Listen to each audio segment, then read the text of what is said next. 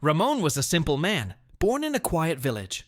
Surrounded by the hum of roosters and the scent of freshly cut wood, his life was built from the dust of carpentry and the rhythm of hard work. Every morning he would rise before the sun, stretched its golden arms across the sky, pick up his worn-out hammer, and begin shaping dreams for others, while his own dreams silently slept inside his heart.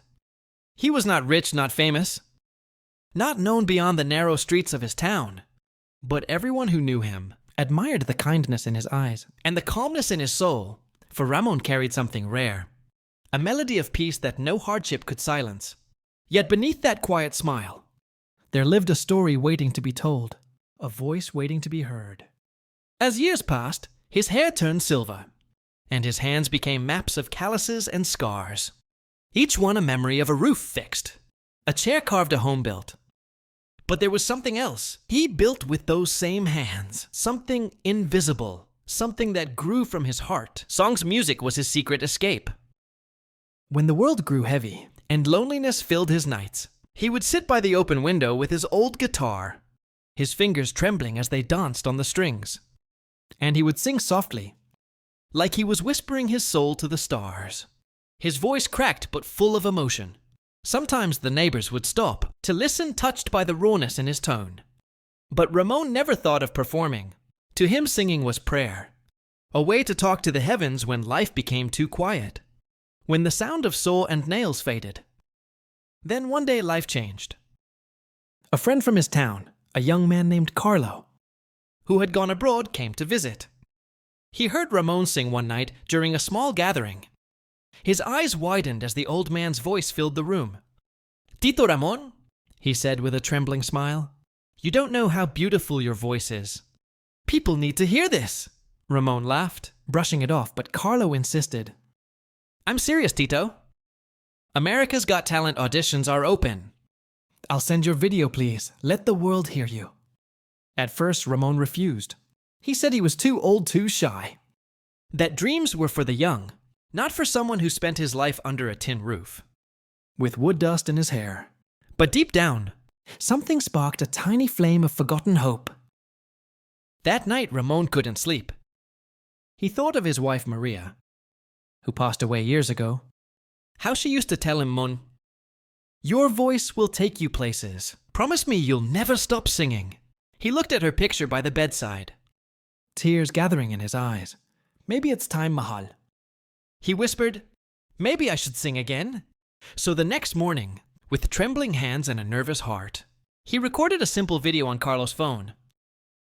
Just him, his guitar, and a song he wrote for Maria long ago. His voice soft, pure, and full of emotion. Weeks later, an email arrived. He had been selected to audition for America's Got Talent. Ramon froze, reading the message again and again, his heart racing faster than it had in years. When he arrived in Los Angeles, everything felt too big, the lights, the cameras, the noise. He stood backstage with his old guitar, feeling out of place among the shining young talents, dancers, magicians, and singers in glittering outfits. He wore his simple barong and a pair of faded jeans, clutching his guitar like a child holding on to home. When his name was called, he walked onto the massive stage.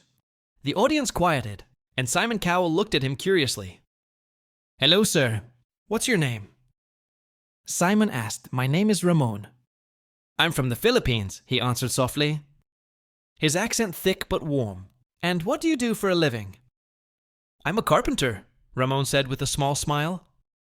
"I build houses, tables, chairs, and sometimes when no one is watching, I sing." The crowd chuckled softly.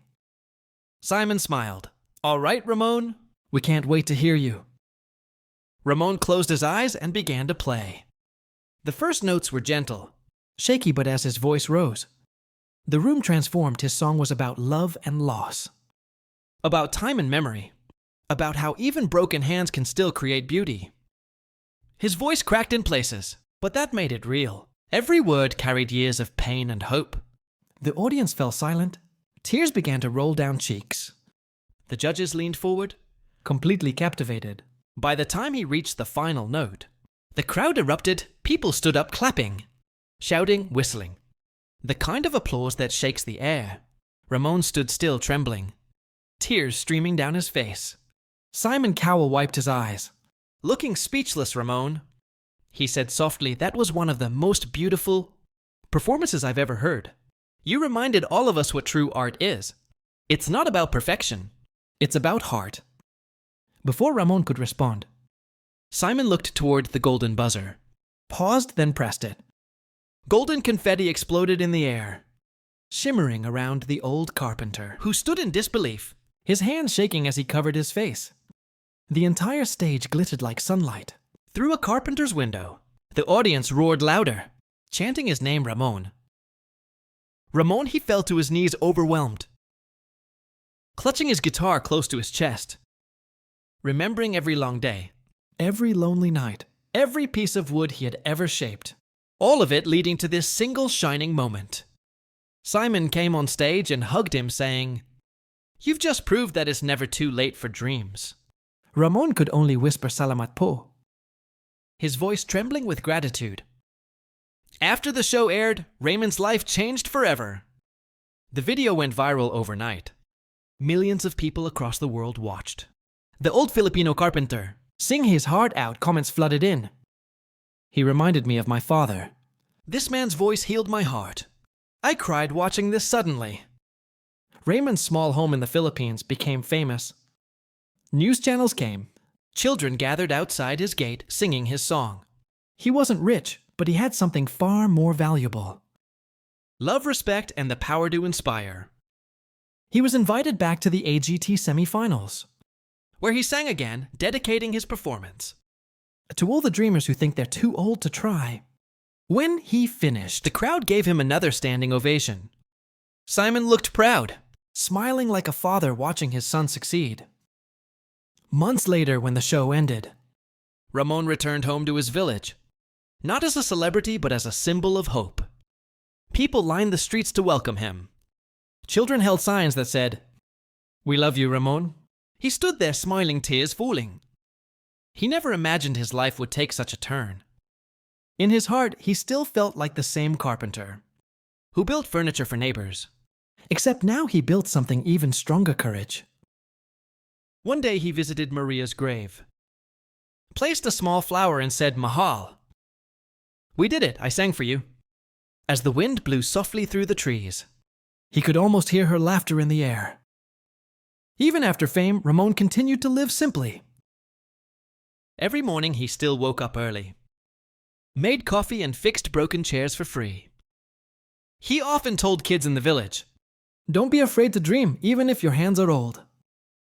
Even if your voice shakes, because dreams don't care about age." Sometimes he would still sing at local gatherings, the same song that changed his life, and every time he sang, people cried. Not because of sadness, but because they could feel something real.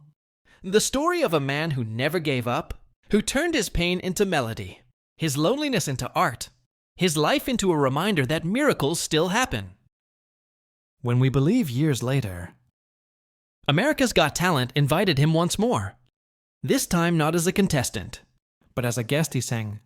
While clips of his first performance played on the big screen, Simon Cowell introduced him as the voice that touched the world. As the crowd cheered, Ramon looked up, tears shining in his eyes. He whispered, "Thank you, Lord." Knowing this was more than a show, it was a full circle from carpenter to star. From heartbreak to healing, from a small wooden table in a tiny house to the grandest stage on earth, his story had become a song of hope for millions, proving that sometimes the quietest voices have the loudest impact, and the humblest hearts leave the deepest marks. And so Raymond's story became legend, told and retold by people who never even met him, about how one man's courage and voice could move the world, about how dreams can survive time, poverty and fear, about how music can bridge hearts' oceans apart. He was not a superstar in the usual sense, but something greater, a living proof that faith, love, and honesty can shine brighter than fame. Long after the applause faded and the lights dimmed, Raymond's song still played in the hearts of those who heard it. And every time someone lost hope, they would remember the carpenter who sang to the world and made even Simon Cowell cry. A story that began in silence but ended in golden rain.